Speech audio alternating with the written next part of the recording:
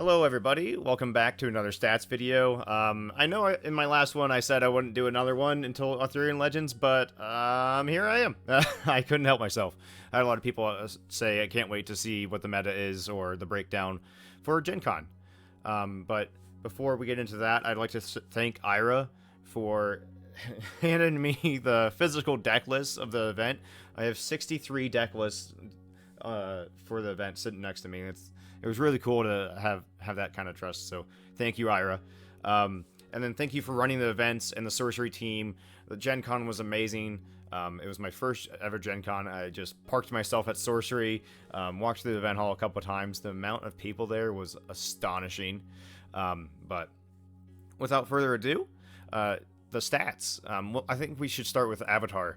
The most popular Avatar versus top 8 and the general play field. Overall, Sorcerer was at 23% of the field. That's 14 decks.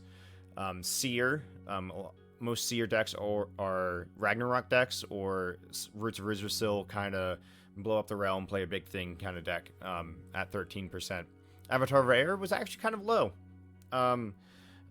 Ira had sent me over his prediction of what the meta breakdown was going to be, and he had 20% of the meta going to be Avatar of Air, and I think that would probably be a safe bet after the TTS League and the performance Kevin had with Avatar of Air, the absolute dominance of the movement of Avatar of Air.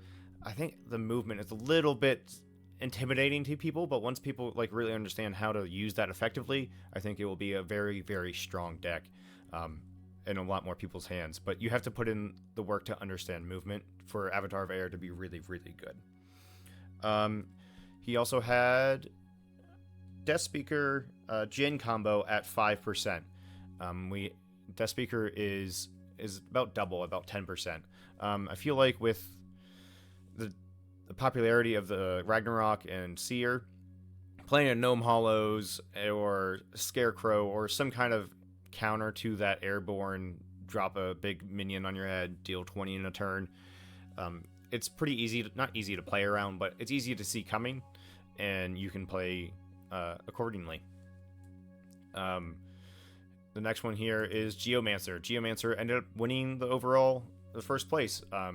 Geomancer is a very good avatar into Roots because you can drown your opponent in card advantage. Because once they pop Roots, they can play a big minion, but you still have a couple turns, and you can play a minion to match or bury or just handle it. The next one we have here is Avatar of Earth. Ira had this Avatar of Earth at 5%, and it's basically right here at 7%. There was a couple decks. One of them made it to top 8. Avatar of Earth can really have explosive turns, but sometimes the games are just you don't have any card advantage. You have no card draw with Avatar of Earth.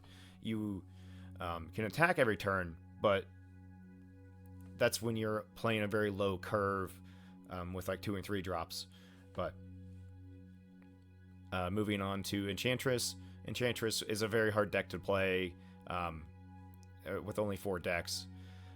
At 7%. Pathfinder, 4 decks as well. I think Pathfinder is really underplayed. Pathfinder is so good. The early explosive turns with all the cards you can have. Scorch Earthing your own site so you can just keep playing sites down your back row and then removing sites for your opponent to attack. I think Pathfinder can be really, really good. The really cool one here is a Flamecaller. There was one Flamecaller list. Flamecaller can be a very good deck. It kind of also suffers from the card advantage thing that Avatar of Earth has, but without having the big explosive turns that Avatar of Earth can have. And then to call out on this chart, Seer being 25% of the top 8, but only 13% of the general playfield is really telling of how strong the deck is.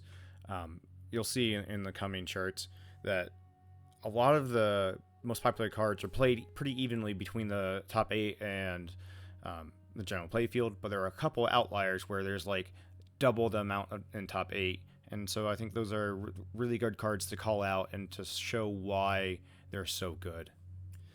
Alright, moving on here to sites. Pillars of Zeros and Bedrock being almost 20%, 30% more than the general population playing, really shows how much Pillars and Bedrock can really help. And then Sinkhole, even in non-roots decks, can really throw a giant wrench into your opponent's plan. And the roots being at about 20% more in the top 8 than the general playfield shows how strong roots can really be.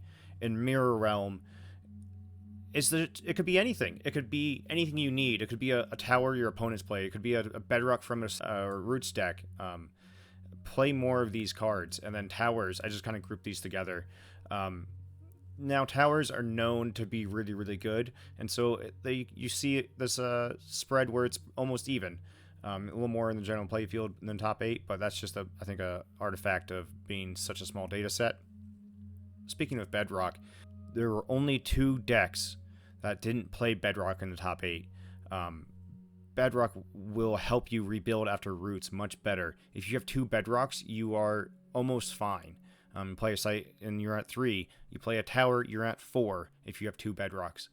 Bedrocks can really help you against these roots decks that are running around. And then Pillars is great with the incidental life gain and anti-death speaker. Pillars is one of those like almost utility sites you can play. You don't have to play it just in earth decks. I've seen them in fire decks. I've seen it in just water deck. Like Pillars of Zeros is really, really good. The cost of inclusion is low. Moving on here to Air. Air, it was a bit of a hard one to pull out, but Lightning Bolts are very good. You can see that they're about the same versus general playfield top 8. Blinks is that really efficient movement. It replaces itself. I think more people should play Flanking Maneuver, but Blinks are still very good. Grapple shots are huge tempo swings. To kill a thing and attack or hit twice is just massive. And then the one I wanted to call out here is Phase Assassin. Phase Assassin was in about 18% of decks in the general playfield, but 25% in the top 8. 2 decks in the top 8 played Phase Assassins. A Phase Assassin on 2 off of a tower. You have stealth. You can play a Devil's Egg to it. You can play a Manny Bells on turn 3 if you have a tower or a core at some point. Phase Assassin can really be that aggressive start that a lot of decks need to like gain that first bit of tempo. Moving on here to Earth, has some really good underplayed cards. Earthquake performed very well, about 60% of the general decks, 75% in the top 8. It's a kill spell and a movement spell if you play it right. Gigantism is about the same. It's kind of an awkward card. Sometimes you don't have a minion to play it to. 4 mana can be awkward. But Autumn Unicorn I wanted to call out here at 34% in the general decks, but 62% in the top 8. It's such a good costed minion, and the 2 Earth threshold, you're already going to be in Earth most of the time.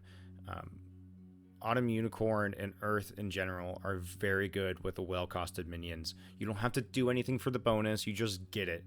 Root Spider is a huge shutdown card. It can really facilitate a lot of aggressive decks like Avatar of Earth and Battle Mage. You play it underneath your opponent's site, attack for free.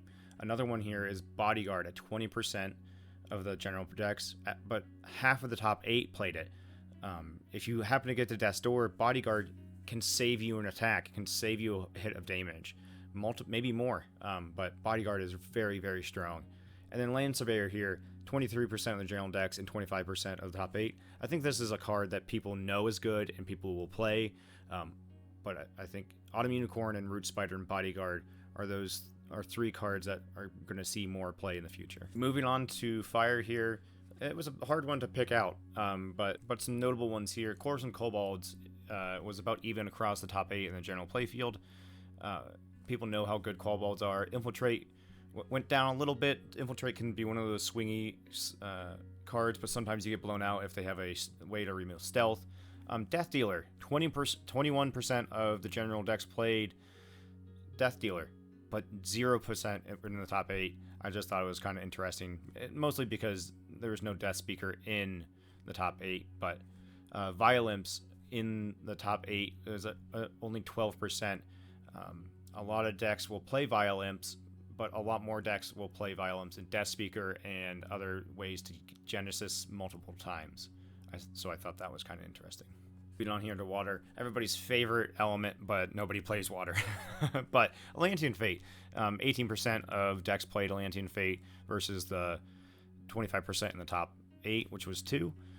Rule or Thule about the same. Sedge Crabs, there was one deck who played some Sedge Crabs, and I'll talk about it later, but that whole deck is built around well-costed minions and removing that downside. And then Fade Changeling at 10% versus 12%. Fade Changeling is a huge tempo play. It can bounce a big thing, you attack, and then they play their big thing again, and it just kind of, you get a free turn. But water, it has its challenges, I'll say that. And moving on to artifacts, last but not least, Tor's Hammer Trinket. 50% of decks played Tor's Hammer Trinket. I thought this was really cool, but only 12% made it to top 8. I think that's a product of Roots decks not really caring about combat. If we are back in our Fury Road meta, I think Trinket does a lot better in top 8. I kind of grouped all the cores together. 30% versus 25%. It kind of is a wash. There were some people playing Iron Shackles. I assume that was maybe some error deck that didn't have really good removal and they needed something. Iron Shackles gets removed really easy, like with Barry and whatnot. And then 10% versus 12% in the mixes. That's neither here nor there, but the mixes are very good at that early explosive turns, and they get a little awkward at the late game. And if anybody's interested on where I got these numbers, I will publish them on the Discord. I'll leave links to that in the description down below. So here, our first place list is Jake Connor. This Geomancer list looks very similar to the Australian-New Zealand list. It's playing the big top end of Midland Army and Conqueror Worm. It's got a lot of card advantage with Land Surveyor. Root Spider is the best minion in the game. It's also got an Orb of Ballbearer that you can double bury or double cave in. It's very, very strong. Get a free spell. Who knew? Crusade to drop Artanis Titan on top of your opponent. The sites here I want to call out is Bedrock.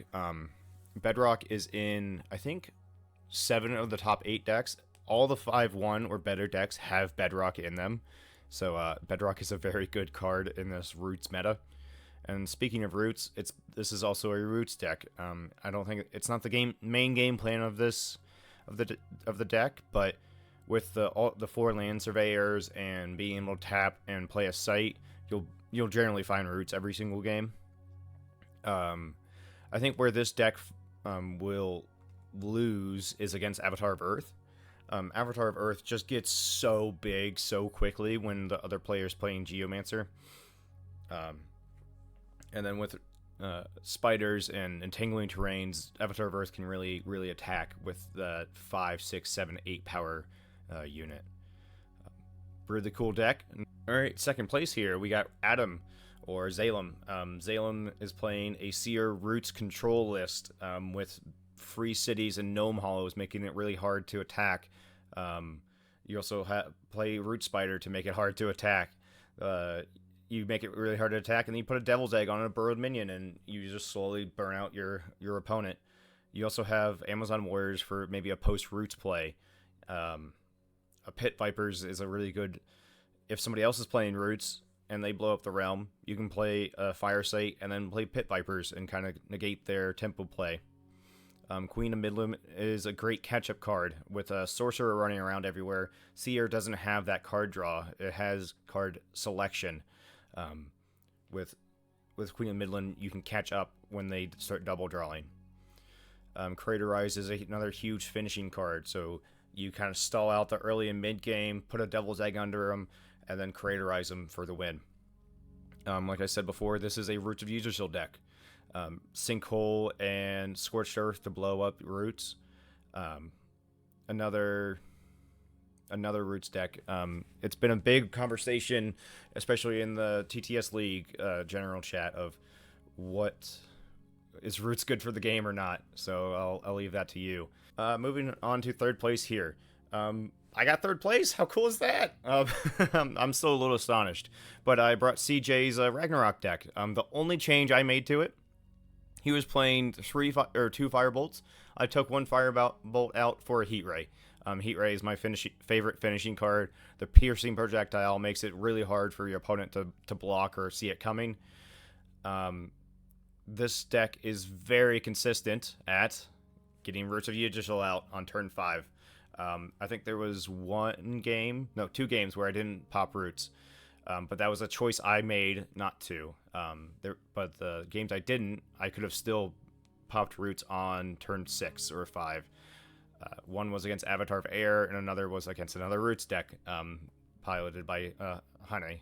I worked with CJ a little bit during the week leading up to Gencon event and trying to understand this deck better and what to do and what to scry away. I think my biggest learning point I found with this deck is after Roots, it's not enough just to play Amazon Warriors because people are kind of wise on that plan and they will save a tower into a berry because 51% of decks are playing Bedrocks.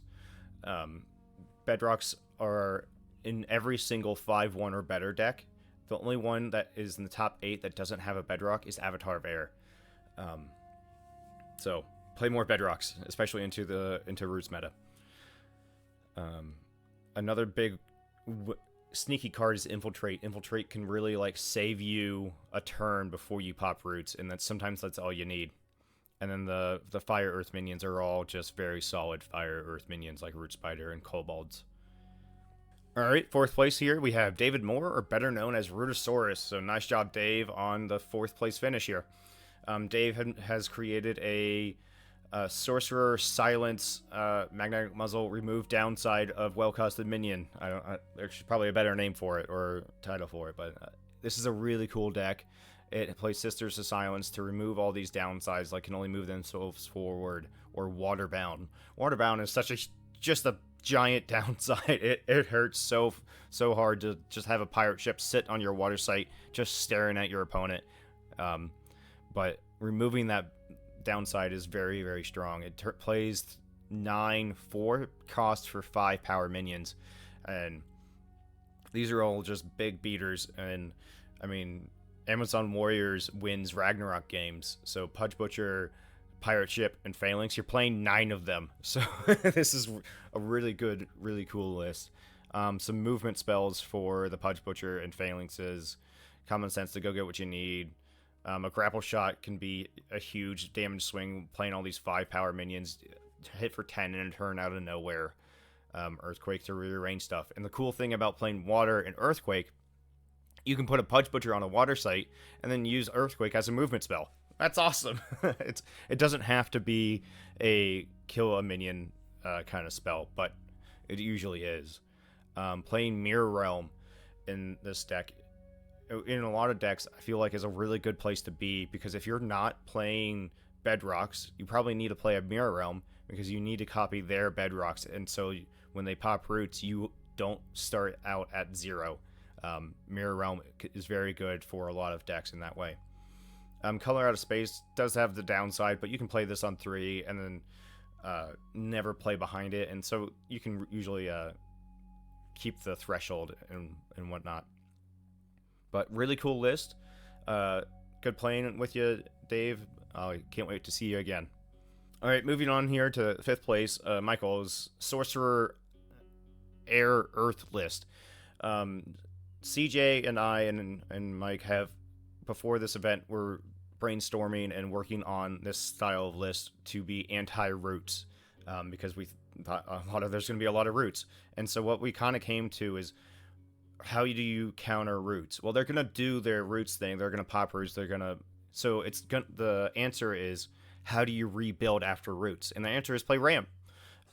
So Frontier Settlers here is a hugely slept on card. Frontier Settlers can help you really have an explosive early game. You play Frontier Settlers on 2. On turn 3, you tap Frontier Settlers, play a site. Maybe it's Imperial Road. But if not, you have 4 mana on turn 3.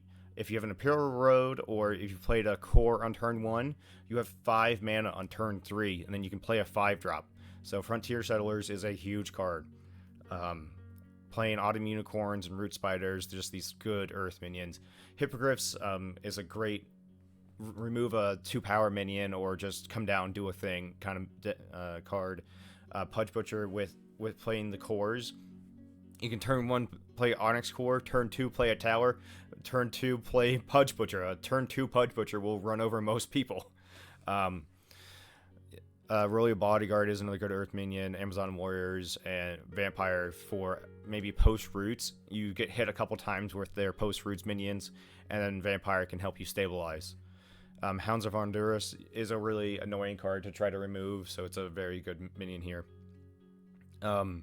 Flanking Maneuver. Flanking Maneuver is great. Movement, everybody. Movement. To be able to reposition is so good. And I even like Flanking Maneuver over Teleport because it draws you a card. If you play your positioning correctly, Flanking Maneuver can take you anywhere across the board. It's a really, really good card. And then Grapple Shotting a Pudge Butcher or Amazon Warriors is really good. And Earthquake is the removal spell of choice in Earth. More Bedrocks. More people play more Bedrocks. More Bedrocks. Quagmire is a great tempo saving card. Quagmire has, every time I play it, it feels so punishing against your opponent. But really, really cool list. I can't wait to see where this one evolves to. Moving on to 6th place here, we have a Avatar of Earth with Air list. And this is a really cool list. I think I will admit that Avatar of Earth Air is a little bit better into the Roots meta because you can play towers. This list is playing some cores and Philosopher's Stone, and Devil's Egg I really like in Avatar of Earth. I'm going to have to play around with this, but because you're on your opponent's site a lot, this is just an extra chip of damage and that they have to deal with. So that's really cool. Playing the well-costed Earth minions like Root Spider and Phalanx. Pudge Butcher can win games out of nowhere. Atlas Wanderers to steal their sites so you can attack them. Vampire for some healing, which is really, really good because it's also playing two Divine Healings. Sometimes you just need an extra turn, and Divine Healing or a Vampire heal will get you there. Grapple Shot, Avatar of Earth, hit for 8 or 10 in a turn is really good. This is a very solid Avatar of Earth list. Playing a lot of villages, and then the towers are really great post roots. If you have 1 bedrock and then a tower, you can play your bury and bury the Amazon Warriors. And if they don't have a follow-up minion after the Avatar or after the Warriors, you can really have that chance to breathe and rebuild. Quagmire is another great one. Sometimes you gotta slow them down a turn. But really, really cool list, and great job on 6th place there. Moving on to 7th place here, Ryan McCroy, Battle Mage. Battle Mage lists are very hard to play, so nice job on top 8. Thunderstorm is a huge card, especially if you play it on 3. You can really hit them for 9 damage just out of nowhere. The Battle Mage also can play a lot of these Crown the Victor, Screaming Skull, Flaming Sword, and kind of do a little Voltron strategy. Fey Changeling is a great tempo card. Bounce their big thing and attack, and then they have to spend their whole next turn playing the big thing again. It's a really good card. Highland Clansman at 7 feels a little high, but if you get there in a later game, attacking for 5 out of nowhere, and then with your Battle Mage, you can attack for 8 in a turn. So if they're below 10, they're really in danger of going to Death's Door. Vampires, sometimes you just need an extra bit of healing, especially in the aggressive avatars like Avatar of Earth or Battle Mage. A little bit of healing feels really good. Just playing the Shrinks and Polymorphs to remove minions and then attack with your Battle Mage and turn Shrinks and Polymorphs into little cantrips, and so you can win on card advantage that way. Grapple Shot to get your avatar into your opponent's face and start dealing damage is really good. And Whirling Blades, you can Whirling Blades a vampire and like gain 8 or 16 in a turn. It is messed up, but really, really cool. Floodplain for Atlantean Fate. Atlantean Fate is the best water card you can play.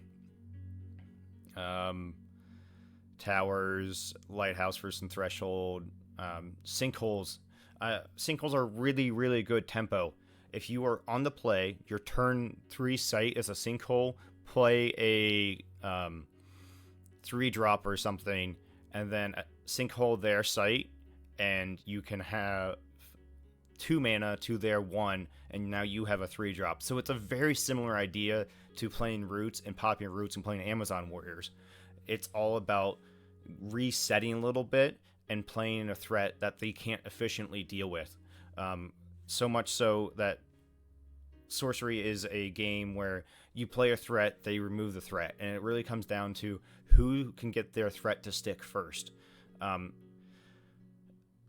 Ragnarok or Seer or the Roots decks can play a minion post Roots, and so that's how they get their first minion to stick sometimes.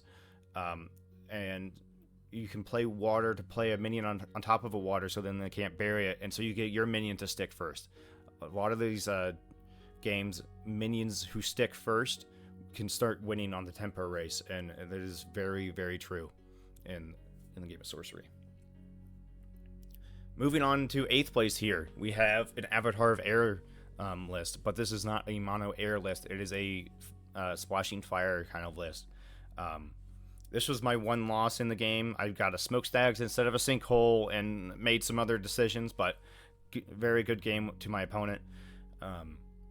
It's a very cool list with Tor's Hammer Trinket, playing like Sling Pixies, Cloud Spirits, and Palabary Bats. All these little flyers that can carry Trinket really, really well. Also, playing Bottomless Pit and Free City can really make it hard for your opponent to attack in. Avatar of Air also is really good about the sinkhole play I was just talking about, playing sinkhole on turn 3 and blowing up their second site if you're on the play. Grapple Shot is just a good finishing card, especially if you can grapple shot a Kobold for 2, attack for 2, then strike for 2. Or if you have a Trinket, you can Trinket and grapple shot, and then you're doing 3/3/3. You do 9 damage in a turn, and Avatar of Air can push things around, and it's very good. Dapper Vampire is a bit of a higher cost card than some Avatar of Air other lists play, but the healing is no joke. Rolling Boulder is a huge stellar card in any deck, but especially Avatar of Air, because you can fly then push it. So really, anything nearby you is in danger of Rolling Boulder. Landede is a kind of a spicy one. You can put it on a bats and bury the bats and steal their site. And then also Devil's Egg, put it underneath and they have to deal with it, and it can win you the game. Very nice job on top 8. It was great playing you. I can't wait to go back to Gen Con and play in the competition next year. And with that, if you enjoyed the video and the stats breakdown, I really love doing these. I can't wait for Ethereum Legends. I'll be sure to have some more stats for Ethereum Legends when that comes out. Thanks, everybody. If you feel like it, like and subscribe. See you guys later.